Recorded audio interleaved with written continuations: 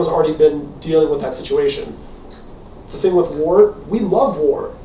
I mean, like, Patton said that. He was like, war is what America is all about. Like, that can be sick, you can hate it, you can say we're over there for the wrong reasons, but people who get into the military in this volunteer age do it because they believe that that's what they need to do to protect their country, and they're all about it. So whatever it is they need to go do, they support that idea. Not all of them. There are those who disagree with things that the military does, but overall, like, yeah, I mean, there are those. There are those, but there are a lot of people who will still say, like, yeah, we need to be in Iraq. We need to be going. But what I'm trying to say is the war effort is profitable and people support it. Is also that when it comes to war and when it comes to us doing war, we also have to look at who's going to be harmed from war. And what I meant by stating those other countries like Japan, like Germany, when they're not solely focused on war, when you think about more things than war and how to make war money, what do? You become creative, you become inventive, you think outside the box. Because like you said, you don't have that easy war money. War is kind of like a drug. It's quick, fast money. I don't care how you look at it. I'm giving you this, you giving me that. Substantial, large amounts of money. Again, so it's just saying, it's very addictive. It's very addictive. But when you pull yourself away from that, yes, you're going to recoil a little bit. Yes, your society is going to take a little bit of an economic shock. That happens with any change. When we went from being a farm nation to an industrialized nation, there was a shock in the system. It caused a freaking civil war, for goodness sake. So they're going to be a shock, but don't be afraid of that. And then once you make that change, which we need to as a nation, you need to embrace that there are other ways of making money and that we need to go back up to space. We need to invent the newest cell phone. We don't need to be getting it from somebody else. We need to be making it here. We need to be making the best laptops. And I'm not saying just building it here. I'm talking about from concept to production to mass sale. When was America doing its best? And we laugh about this all the time, but it's not a joke. When was America doing its best? When 90% of the things in the world had what stamped on it? USA. Look at anything in your house now. 90% of that says China, Taiwan, Thailand, all this other kind of stuff. It's cheaper. Why is it cheaper? Because we're focused on things that we shouldn't be focused on. We're giving subsidies to people, like big oil companies, like these military companies, when we should be giving subsidies to small businesses that really create and grow this country. Sure, but in our entitled country, we have people who say, I am worth this. And if you have someone who says, well, hell, I'll do it for this, then, well, why would I spend more money when I could save money? Because money is what I need to have to keep my family alive. And that goes into a whole other moral argument. But that's the thing, though. Like, that's why everything is made in China. Because would you rather pay $1.20 for us to make it, or would you rather pay 90 cents for China to make it? But what did China do? They put themselves in that strategic position. Well, if we put ourselves back in that strategic position by properly lifting up companies that need to be lifted up, I'm not talking about Coca-Cola and McDonald's and Walmart. They need to be taxed more, first off. Secondly, they would do just fine either way. Even if you didn't tax them more and you gave other people better subsidies, they would still be doing just fine. But you said yourself that we have progressed past the point of doing the blue-collar work. We aren't focused on... We are progressing. We've not always been, but we are progressing. We have moved past certain stuff that we now view like being below us. And there are countries that have the child labor. Nothing is below anyone. And I want to state that now because I think that's an issue we have in America by stating... I'm just saying, I just want to make sure everything's clear. No job is below any other job. Because if you shoveling shit, you a bad motherfucker. Because I know I ain't got the nerve to do it. Well, so okay, but you are, yes, and you should be paid more than what we pay people in this country. I believe we in this country, we have so many wealthy people who feel they're entitled, because it's not just poor people, regular people. Wealthy people are so entitled that I should have the same amount of money this year as next year, and more and more and more and more. No, my money should double from this year to next year. Let me get that correct. No, you're going to be living just fine no matter what we tax you. You're still going to be able to buy your yachts and your Benzes. And trying to say that, oh, if we tax wealthy people more, they're not going to create more jobs, that's bullshit. Because we have the lowest effective tax rate and have had the lowest effective tax rate for the past almost 10 to 15 years. And our job numbers continue to decrease. Why is that? Because wealthy people and people who are in power still choose to value the dollar bill over their fellow Americans. And yet they have the audacity and nerve to say, go America. You could care less about America, because if you did, you would be paying your workers more and you would set a standard that everyone else should follow. Some companies do, some don't. Where do you stand on this? That's to me, a whole other argument. It's another topic. I'm not for people sending their jobs overseas. I'm against it because, one, that would give so many people who have a hard time finding jobs, somewhere to go. So if you have someone create a job here, and this is the level of work they want you to do, but this is what they are willing to pay you to do it, independent of, because that's the thing, like you're saying, they should be paid more.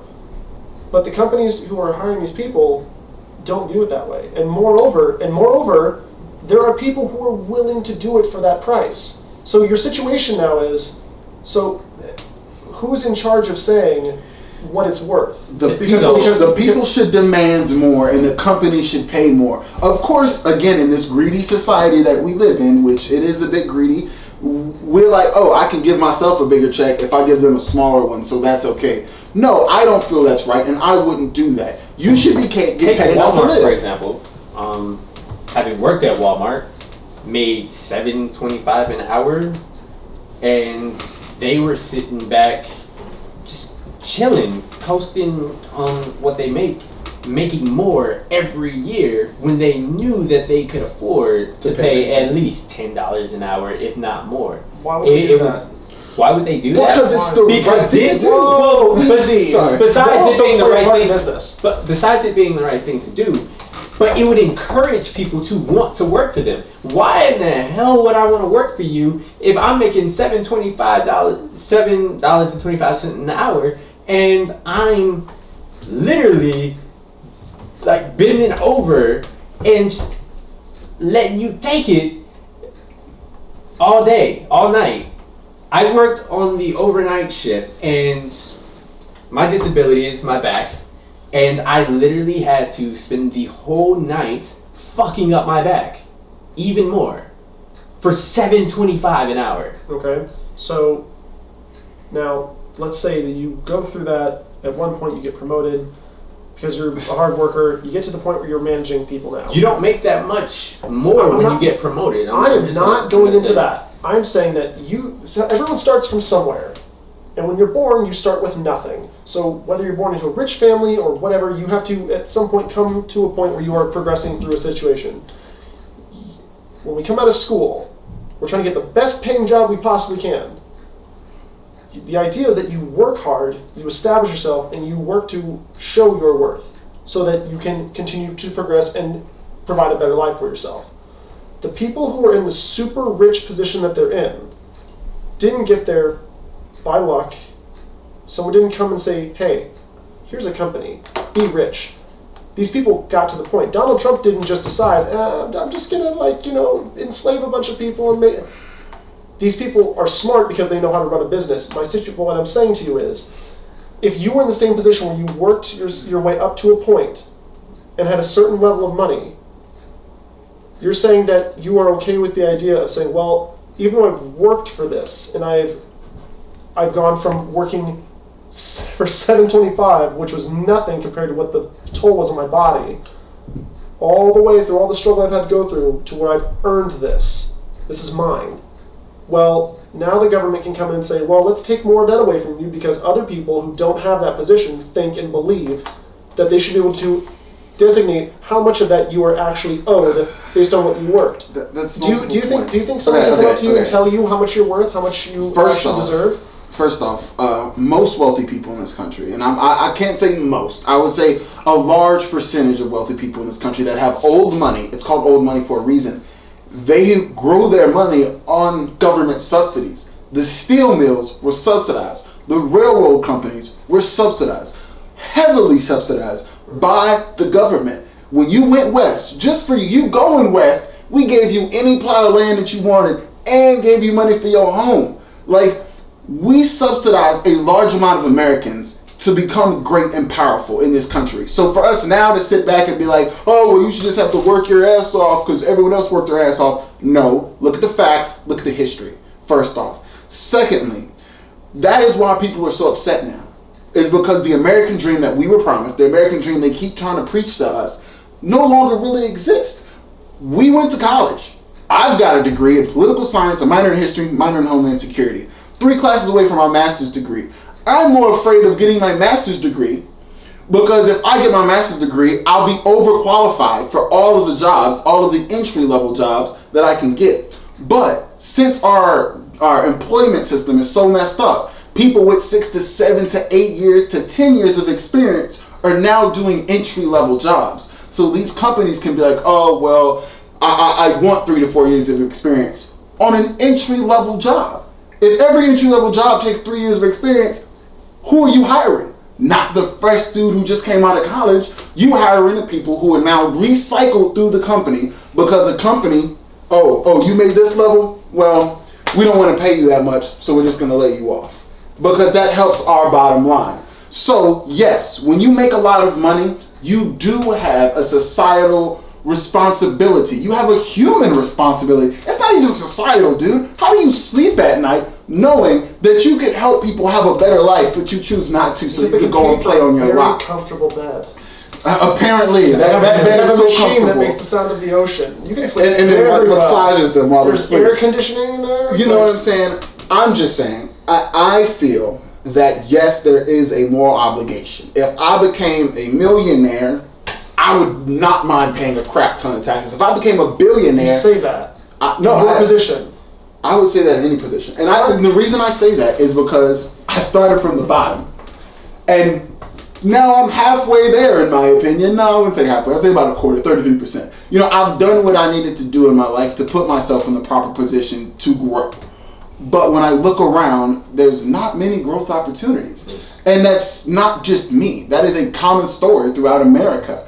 And I think that is why people are so upset. And that is why people need to realize that when you do have a lot of money, you do have a moral obligation to help people out. The same way the church has a moral obligation when they're raking in these millions of dollars to help the people out that they're making their money off of. Every company's making their money off of the people. So why do they feel like they do not have to represent the people and help the people? That's not their... It's not proper number crunching. We're going beyond that. I'm talking about your soul. You sleeping at night. How do you go to church and swear to be some kind of holy man? Just remember that people are selfish by nature. When you were born... That does not mean it's right or you should condone it. I'm not saying that it's right to be selfish. But that is the state of the world. And what your morals are, compared to what someone else's morals are not the same. You are assuming that everyone's going to have the same understanding that, you know what, you should, because some of the people are going to say, nah, man, I worked for what I have. If you want something, work for it. No one went up to Steve Jobs and was like, hey, man, like, you know, he started something, he grew into what it was, he had the mind to do it. You're talking about people who want to be innovative. People like, without the war aspect of it, people who are able to be more creative. What's the push to be more creative? What's the push to work harder if everyone is kind of being given things? Well, I also think something that is most inherent in most people is the drive to work, the drive to want to do better, the drive to want to create. Whether it be the standard conforming way of creating, of going to a job and working a 9 to 5, or creating a novel that millions of people around the world love so much they turned into a movie. Just like a lady from Harry Potter, she was broke, poor, had nothing. But what did she have? Creativity. I think that's something a lot of people have, but we don't cherish it. And then what came from that? Some of the best movies I think people would agree with, some of the best movies of our time. Movies that kind of define our era. And yeah, I guess you're not a Harry Potter fan. But I like Harry Potter. It's just like the way people define great movies and then Harry Potter films. Like, you want to talk about creative. You have people who will make films that challenge the boundaries in which films... Oh, I'm not saying there aren't better films out there. I'm not saying that. I'm just saying that from nothing. She was definitely creative, but definitely the movies are a way to make money. Not to be creative. I agree. Being creative is using your imagination, which is what the books allowed you to do. The movies were there for money. The attraction at Disney is for money. Mm-hmm. At one point, it flips. You start off with a pure idea, and then the money comes in, and then all of a sudden everyone wants to grows into make something money. else. To say someone doesn't want to make money, I want to make money.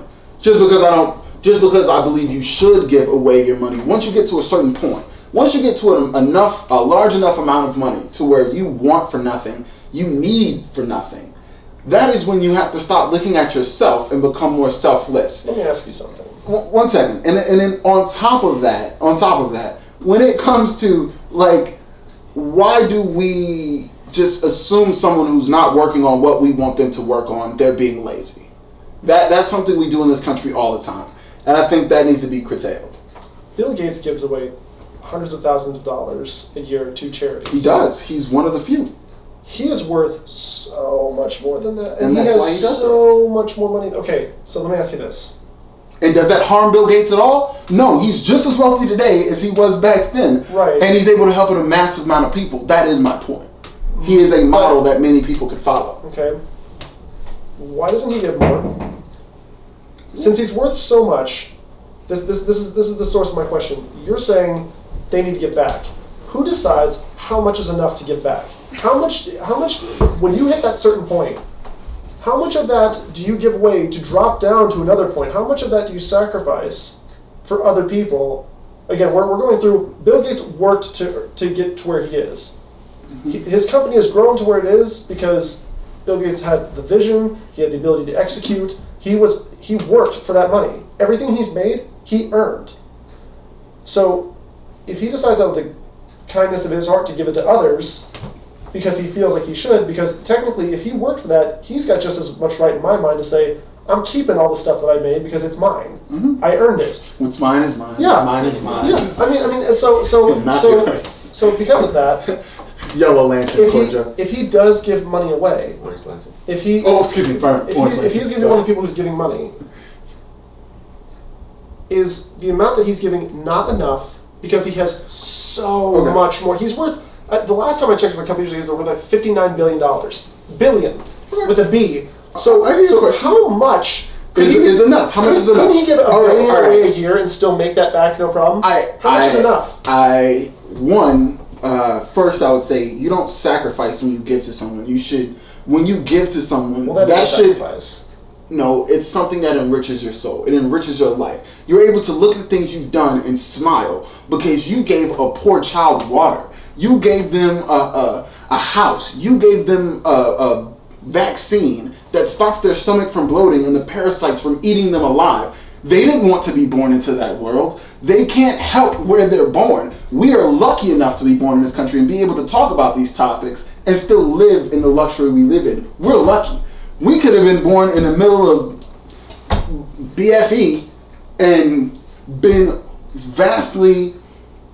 our lives would be vastly different. We wouldn't have near the opportunities we have. So one, just based on that, most Americans are lucky. We should realize that we're lucky, and in that way, we should be willing to give more to others. And two, the amount of money you should give back, that's a tax code issue. Like, that comes down to crunching numbers. Do I believe Bill Gates could possibly give more? Yes. But I guarantee you he has a very legitimate reason for why he gives the amount that he gives. What I'm saying is there's people who have everything and give nothing. And even if you want to go back to the gospel, the first of us shall be last, and the last of us shall be first.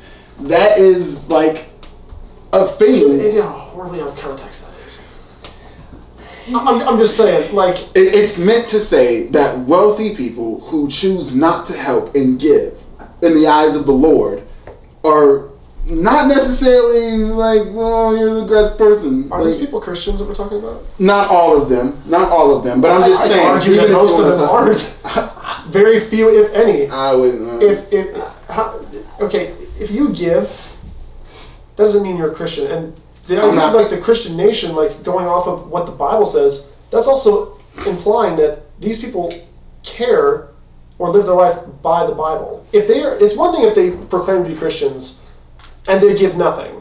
That's one thing. But if they're a regular... Christians, just give an example. Okay, but to use the Bible as an example means that they are playing by the Bible's rules. You cannot say that the Bible is applicable to all the rich people because then you're saying that, well, we're a Christian nation and we should base it off of what the Bible teaches because the Bible says this, so that's the way that that's the code that by which you should go. Because that applies to people like this guy over here.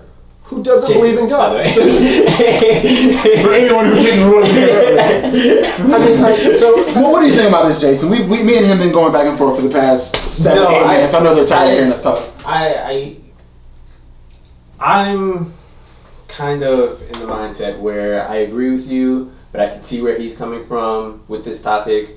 The last few topics, besides the profiting from war, I'm just kind of like, I understand why they need to be talked about, but I kind of ride that fence. But I think they're giving back does a lot for a person's soul, but also if you look at it for a tax reason, it can actually help you out. Sure. So the more you give back, the better off you will do in that sense. So I think if they want to be really greedy, they should look at it in that aspect.